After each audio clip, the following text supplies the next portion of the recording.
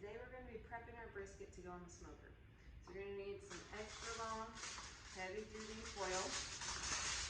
And lay it out.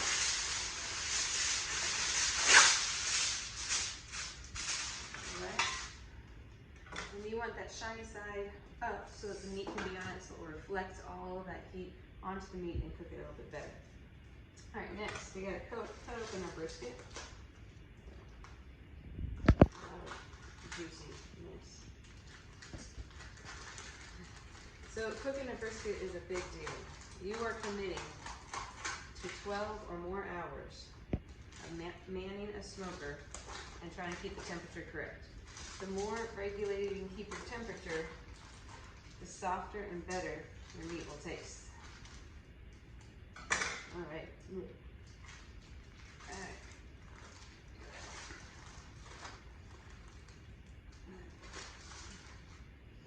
Okay, I like to season and mustard my meat on the foil. Let's just get all of that goodness there.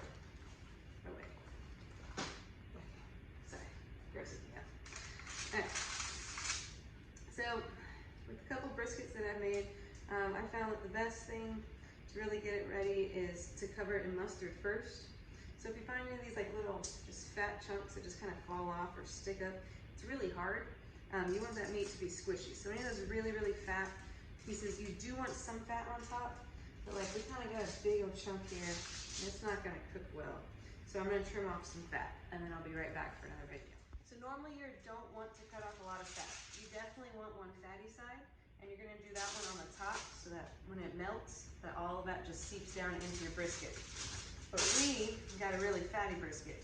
So you can see this chunk where it's like 2 to 3 inches of just fat. You don't want to eat that. That's way too much just nastiness. So you want this thin layer up here, where it's about a 1/2 inch to 3/4 inch, and you want it to be pliable.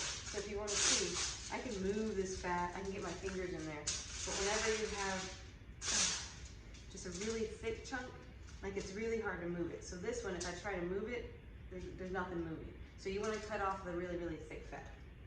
All right, so once you have your brisket ready, we're just going to take some mustard. That's right, Walmart. What? We got that Walmart mustard, you know, where it's 50 cents for the whole bottle.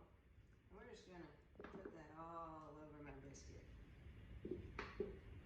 Super yummy. All right, there's some of it. I'm just going to rub that in. Just really get it in there, get those fingers working. This is why we wanted that meat to be all squishy, so we can really squish. Squish and rub and squish, and rub some more. And then we flip it over and do it again. Come here.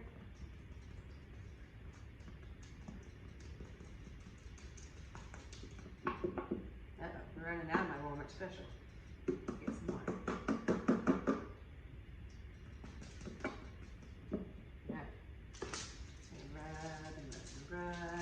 Ooh la la, look at all that squishy grossness. Ladies, if you're watching this, make sure to remove rings. It gets nasty. We don't want all of that on there. All right, so we have it all nastified and covered in our mustard. Then, oh well, we're gonna take our seasoning and we're gonna really coat it with some seasoning. So this one is Dollar Tree Special Memphis Style Barbecue. Now, it does give it a nice flavor, but it's definitely not styled for anything great. Like, it's gonna be a pretty good brisket, but it's not gonna be something good. Once you get into brisket making, you wanna buy one from a specialty shop or something that you get to taste beforehand and make sure that you like that flavoring. Because we're really gonna have this flavor soak into the brisket. So that mustard kind of holds all that seasoning in there. Even on the fatty parts, it's gonna make it so it has that flavoring. You wanna just make sure that you have it all covered.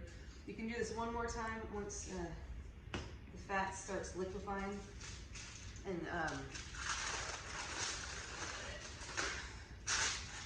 that's gonna be whenever you're closer to done. So about halfway to almost done. All right, so my brisket is nice and nasty, covered in lots of seasoning. I'm gonna wash my hand, and then I'll show you how to wrap it up. All right, so now we have this prepped. We have enough space so we can wrap it all up.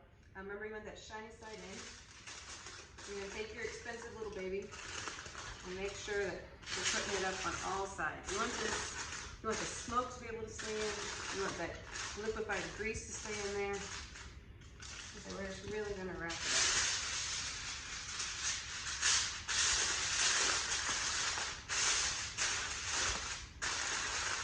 Remember, shiny side in. You also need to remember which side the fatty side is in. You want that fat side on top. So I made sure that I did it right.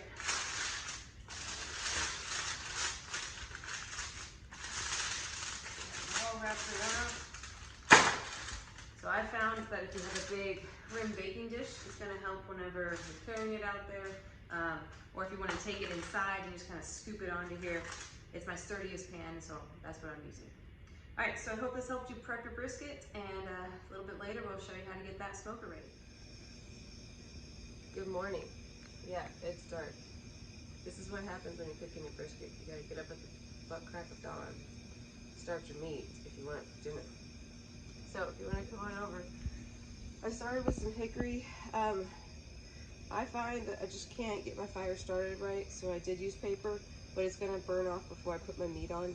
I'm just trying to get the other wood started. Oh, nice.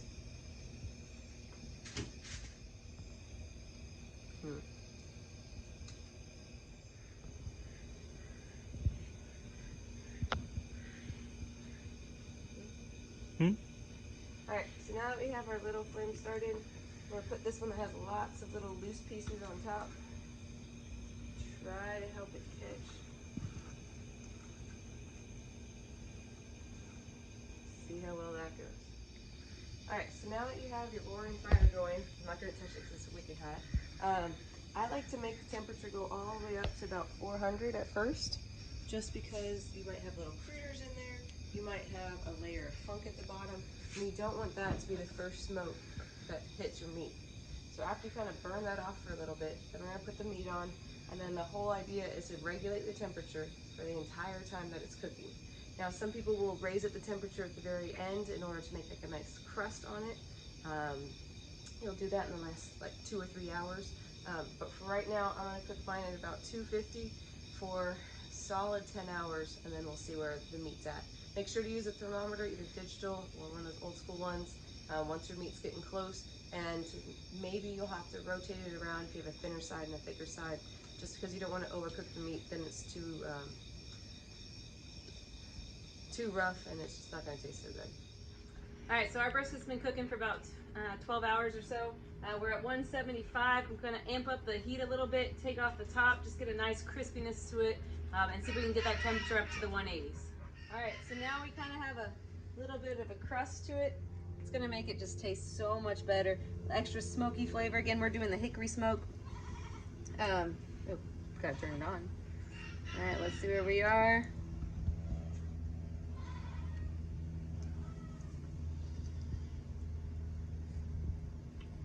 Let's try again.